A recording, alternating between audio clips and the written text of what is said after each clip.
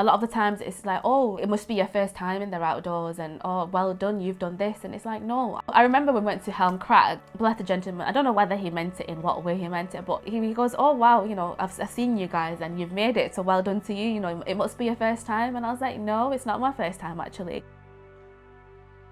There's this very big misconception with veiled women within the media as well. Anyone thinking that you're not able to do something because you cover. But it's like, why can't I do this?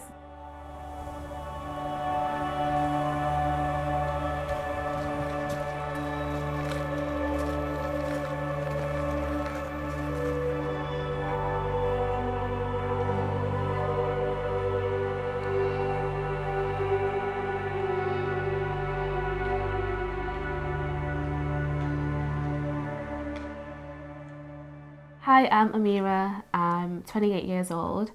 I'm a British Muslim Indian living in the UK, and as my hobbies, I love the outdoors and spend a lot of time in the outdoors, hiking, and also with my group Wanderlust Women. Hi, I'm Aisha, and I'm Amira's mum. I'm 50 years old, I'm a freelance artist, and I love the outdoors.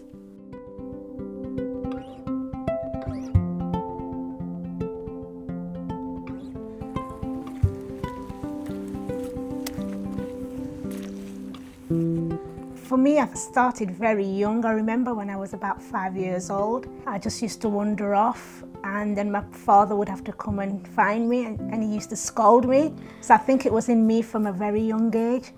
But being in a quite strict family, I couldn't pursue that. I was very much having to stay at home. So I think I found my passion more after I got divorced, and more recently when I found meetup groups on the internet. I had so much enthusiasm and energy. I wanted to do things, and I just didn't know that there were groups out there that went hiking. People like me, like middle-aged, divorced, on their own, needing some kind of activity where they could talk to other people. So I think for the first time I actually lived for myself, not for anybody else.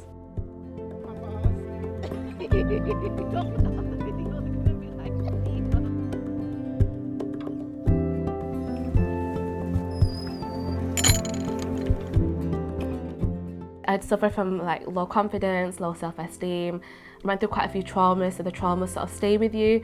So I lost myself as a person, and then throughout these past, I started finding myself again. And I've always said that I've always been the person that loves to wander. Like that's when I'm like the most myself and I've got the most confidence.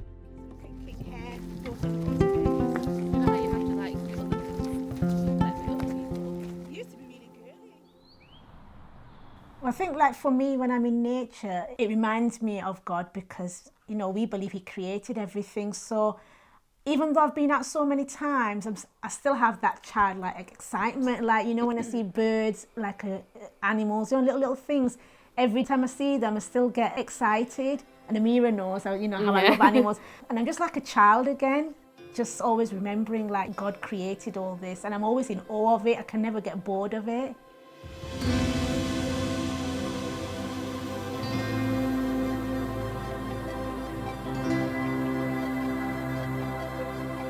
We have a 5 prayer, so we always sort of work around that, and we take our travel prayer mat with us.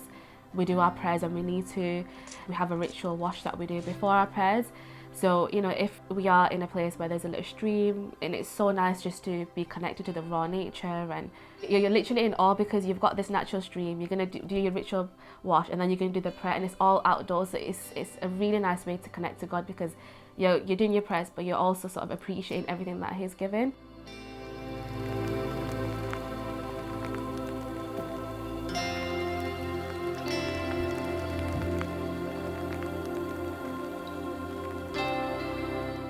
The Wanderlust Women, it came from, I named myself Amira the Wanderlust because I've always loved that word. And then I was like, what do I call the group? And then I was like, you know what, the Wanderlust Women. I made the Instagram page, and then it just blew off because I had literally over hundreds of messages, because people were like, women, Muslim, coloured people, like this is something that we're looking for. So we did our first hike after sort of the lockdown rules were eased, and that was the first large group that I did of 30 people. I've never done a group that big, so it was quite overwhelming, but it was really, really fantastic. And then we did Helm Crag in Lake District, we did gorge walking, we did sunrise walk. So we've done quite a few things. We've got so many things planned. My main aim is that I do want to create retreats for the women. So looking into like mindfulness, sort of mental health, art therapy. So I really want to, as well as the outdoors, I want to engage other factors in there as well. So if anyone's going through anything, it's sort of like a space for everything. So I am working towards that, hopefully.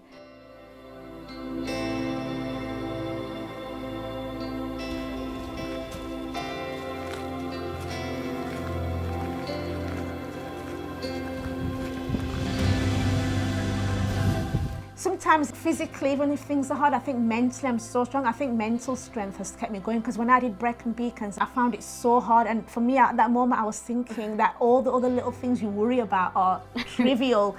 Like when you're trying to get that next step on the mountain, I think that just made me even stronger, like mentally. I mean, physically, my body gave up because I'm not young and whatever, but I think that really made me the person that I am.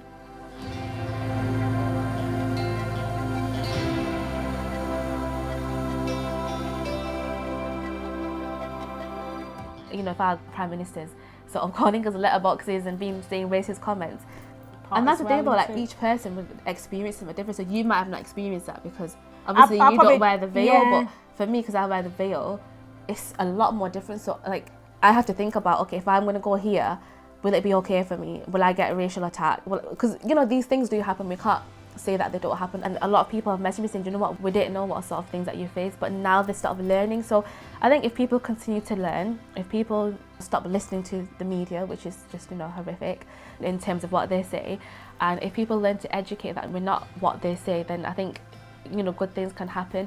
But you know, it's our job as Muslim women to speak out, to break down the barriers, the misconceptions, and to show that, you know what, we can do everything actually. We're not limited.